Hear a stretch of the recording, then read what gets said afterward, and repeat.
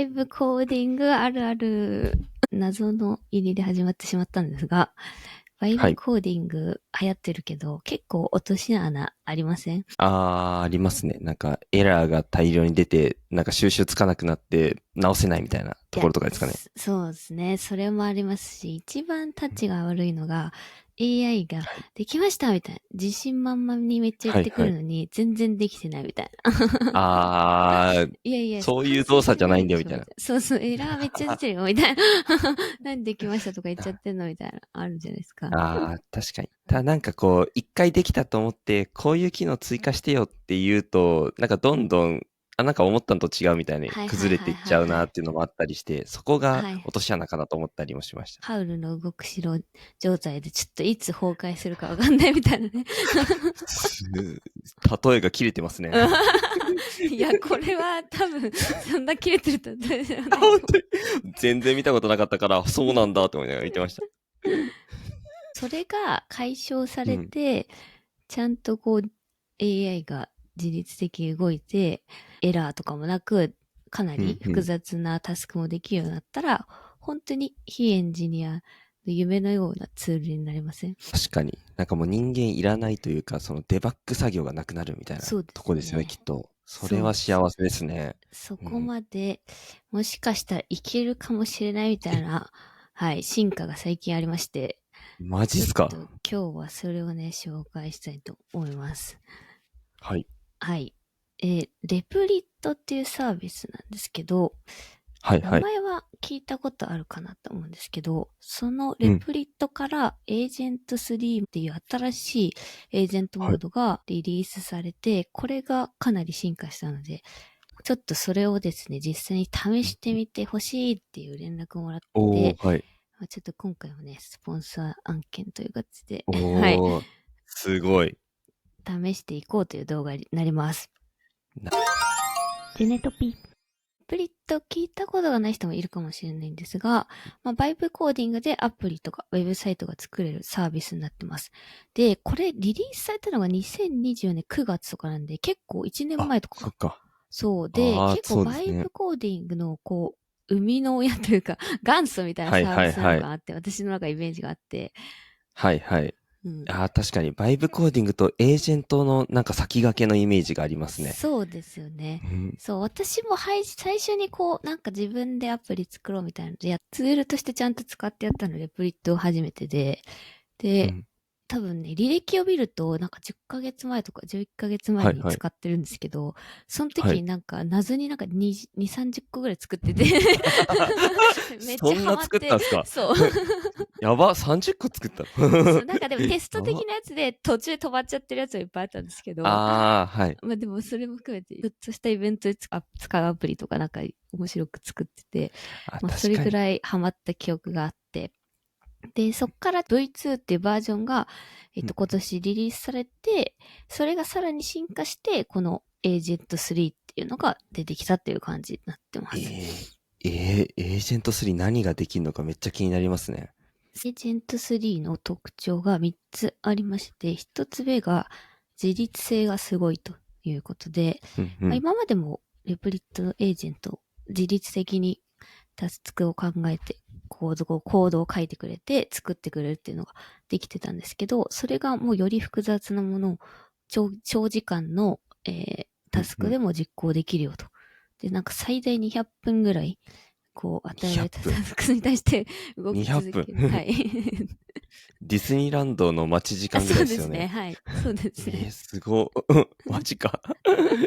本当は書いてある200分って。すご。はい。うん。私も10分がもう集中力限界だなって感じなんで、ちょっとやっぱ AI に勝てないなと思いましたね。確かに。絶対無理だと思って。確かにね。200分なんて集中できないだろう。そうっすよね。すうん。ごいな。そうなんです。だからこれによっはい。てより複雑なコーディングとかはできるようになってるっていうところですね。で、それをやるにあたって、ちゃんとうまくいってるのかどうかを確認しながらやらないと、うん。なんかただコードを書き続けてもめっちゃエラー出ちゃうみはいはい。たいなのあるじゃないですか。それができるよう確かにに、確かに。このなんかテスト機能っていうのができていて、これはうん。AI が実際にブラウザを操はい作はいはい。して、ちゃんとはい。動作するかなっていうのをチェックするんですよ。へー間間で、コードを書いた後に。で、それがすごい。エラー出てたらまたそれをなんでかっていうの原因を探って修正するみたいな動きをしてくれて、このエラーテストみたいな動作ができるようになってます。いい、めっちゃすごいですね。しかもなんか途中でエラーテストしてくれると、一気にダーって作って、どこがなんかエラーかわかんないって状態にならないんで、すごい便利なのと、ブラウザ操作までしてくれるんですね。そうですね。めっちゃいいですね。ブラウザユースとかのあれを使ってるんだと思うんですけど、はい。それを使ってテストをしてくれる。これによって結局できましたって言ってるけど実際できてないみたいなやつが結構減った感じの印象がありますね。ああ、なるほど。なんか人間がわざわざ指摘しなくても良くなっちゃうような世界線なんですね。そうですね。エラーが出てますよとかできてませんよっていう、言わなくても勝手に AI が操作して問題を解決するみたいなのができるようになっているという状態ですね。はい、で、最後がエージェントモードっていう、スプリットエージェント自体がこうオートメーションツールとかエージェントみたいな機能を作れるよってものになっていて、わかりやすく言うと、スラックボットとか、なんか E メールのボットとか、なんかそういうのも作れるようになったっていう機能ができています。それが、まあ自然言語でレプリットで指示して、なんかスラックと連携するだけでボットみたいなのが作れる。っていうのが、はい、機能の3つ目としてある。まあこれが大きなアップデートになってます。実際まあどんな感じなのかやってみないとわかんないと思うんで、ちょっと今日は作ってみようかなと思います。ジェネトピ。これがレプリットの画面ですね。になっていて、ここで AI に指示をして作ってもらうってことができます。で、まあ、ウェブアプリとかも作れるんですけど、さっき言ってたスラックボットみたいな作る場合は、このエージェントオートメーションっていうのを押すと、このスラックボットとかが、はい、作れるモードになります。本当だ。で、普通のウェブアプリみたいな時は、このウェブアプリをクリックして、で、ここに指示を入力します。で、今回ちょっと、私海外旅行好きで、旅行のとこ、旅程アプリみたいなのちょっと作りたいなと思ったんで、それをちょっと作ってもらいたいと思うんで、指示を入れます。で、旅行するときに、最初に飛行機とか、交通手段で結構取ること多いじゃないですか。はいはい、あります。で、まあ海外とかは私それだけでもあと望むんですけど、そうなんですか？あとホテルか。なんですけど、行き帰りで決まった状態で中身どうするかを考えるって時に、AI にその中身のプランをいろいろ考えてもらうみたいなのやりたくて、なんでこの飛行機とか電車で予約したキャプチャーを入れたら、その日程の中でどこ行くといいよとか、なんかどういうなんかプランができるよみたいなのを提案してくれるみたいなアプリを作りたいなと思います。ここで指示すると、なんかこういう機能を入れますよみたいなのが、ちょっと今で英語に出てきちゃってるんですけど、出てきます。で、まあ、これで確認して、最初にモードを選ぶんですね。スタートウィズデザインだけをまず作るパターンか、もう裏側の全部含めて一気に作っちゃうパターンか、なるほど。どっちか選ばます。でもなんか最初はデザインだけの方がいいかなって思います。見た目、なんかこういうイメージとかも、で、先に確認したいと思うんで、これでやった方がいいかなと思うんで、スタートウィザーデザインにして、で、これやると、今、まあ表の部分だけまず作るみたいなモードになるんで、ここで実行されていくっていう形になります。前のレプリットだとその段階的にやるみたいなものがなかったから、一気にバーって作られてるイメージでしたけど、はい。なるほど。それ指示しなくても選べるって結構便利だなと思います。そうですね。はい。これは必ずこの2択が出てくるんで、2択を選んでっていう感じになりますね。で、ちょっと5分か10分ぐらいかかるんで、一旦これが作られてる間は特に見ておく必要ないんで。で、作られた形がこんな形になっています。めっちゃおしゃれっすね。はい。これがですね、AI 旅行プランナーってなってて、プランニング開始ってやると、ここで、予約画像、まあ、電車とかフライトとかの予約したキャプチャー、スクリーンショットを入れて、そうすると今画像を処理して、こういう感じで東京からイスタンブールの旅行ですみたいなのを出してくれます。はい。で、ここで最初にこう、どういうことやりたいですかみたいに聞くんで、ここにちょっと入れていきます。例えばこういう感じで、モスクとか気球を楽しみたいっていうので、アクティブなプランでみたいな風に入れます。そうすると、今旅行プランを考えてくれて、まあ、この辺を入れますねっていうのをやってくれるんで、これで予定を生成します。チャットボットみたいなのがすぐできるんですね。そうですね。このアプリの中にチャットボットを組み込みができます。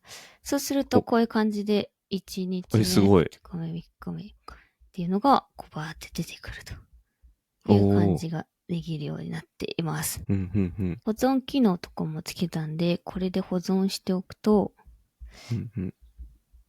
こういう感じで、さっき作ったイスタンブール旅行のが保存されるようになる。これもデータベースがレプリットの中にあるんで、こういう感じで保存とかの機能もつけることができます。こういうのができるんですけど、レプリットのエージェント3になってからの機能でテスト機能っていうのができたって話をしたと思うんですけど、それがこれになっていて、こういう感じで今 AI がブラウザ操作して、実際に動くかどうかをちゃんとチェックしてくれてます。本当だ。動いてますよね。動いてる。そう、仮想環境のブラウザを操作して、ちゃんと動作するかとか、ボタンが機能するかとかをチェックしてる。これがテスト機能になってます。で、これをこう作ってる間、途中で適宜挟んで、一個の機能ができたら、これで確認して、機能してるか。こういう風にチャットも入れるんですよ。勝手に。本当だ、すごい。そう。確認して、問題ないかチェックするっていうのを挟んでる。これが、すごい進化したポイントです。今までだとこういうのできなかったんで。近未来感がありますね。ああ、そうですね。確かに AI が自分で作ったやつを操作して自分でデバッグして。そう。すごいな。そう、だから今までもコードを確認するっていうのはね、自律的にできてたんですけど、実際にこう操作してみると、なんかまた違い、思ったないエラーが出るとか、そういうので結構つまずいちゃってた部分があったので、それがこれの機能によって改善がしやすくなったっていうのがあるかなと思いますね。まあ、特にあれですね、レプリットとかは基本的にこうエンジニアの方がすごいがっつりこれで01開発するっていうよりは、非エンジニアの人が手軽にこうアプリを作れるようにするためのサービスとして出してるんで、やっぱりこうエラーが出ちゃうともうその時点でもよくわかんなくなって諦めちゃうみたいなのがあるんで、そうならないようにするための機能をどんどんアップデートしていってるっていう感じなのかなと思いますね。ジェネトピ。さっきのアプリも結構デザイン性を結構綺麗にできていて、なんか特に私この画像を入れてとか指示してないんですけど、この裏にいい感じにこういう画像を、いや、めっちゃおしゃれ。そう、トップページ入れてくれたりとかしているんで、ここら辺のデザインの機能も、まあ、所感としてなんですけど、良くなってるのかなっていう感じですね。確かに、レベルアップしてるって感じ、そうですね。私がもう一個、作ってみたのがありまして、はい。エージェント3でスラックボットが作れるようになったっていうのが出てたんで、それをちょっと試してみて、スラックからタスクをこう指示すると、ノーションにトゥードゥーリストができるっていうアプリを作ってっていうふうにこう指示をしています。で、これでできたのが、こちらなんですけど、ここでですね、ボット、ノーショントゥードゥーボットっていうのを入れたんで、に、明日動画編集するっていうタスクを入れると、そうするとこういう感じで、このパーソナルトゥードゥっていうページに動画編集期日が明日みたいな感じで出るよっていうのが作れましたと。感じですね。はい。こういうのワークフローツールとかでもできるやつあったりするんですけど、自然言語で作れるやつってあんままだ多くないかなと思うんですよね。で、今回みたいになんかこういうノーションのタスクボットを作っているぐらいの指示でバーって作ってくれて作れるので、まあそういうワークフローも使い方を覚えるまでが結構大変だったり、ハードルだったりするんで、まあそういうのが気軽にできるっていうのは、このレプリットでできるメリットかなと思いますね。いいっすね。そんな感じで今日はレプリットのエージェント3という新しく進化したバージョンについて紹介してきましたが、ちょっと高橋さんもなんか作りたいものできました？いや、何か作ろうかなって、まずちょっと触ってみて、デザインから始めてなんかいろいろと機能追加して作りたいなというふうに思ったんで、はい。まずはちょっとアイデアを練ろうかなと思います。そうですね。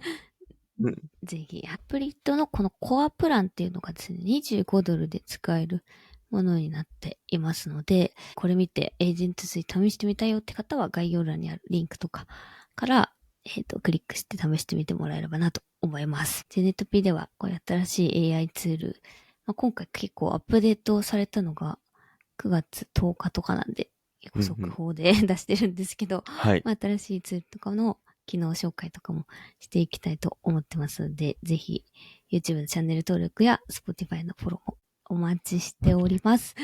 はい。今回も以上はい。です。ありがとうございました。はい。ありがとうございました。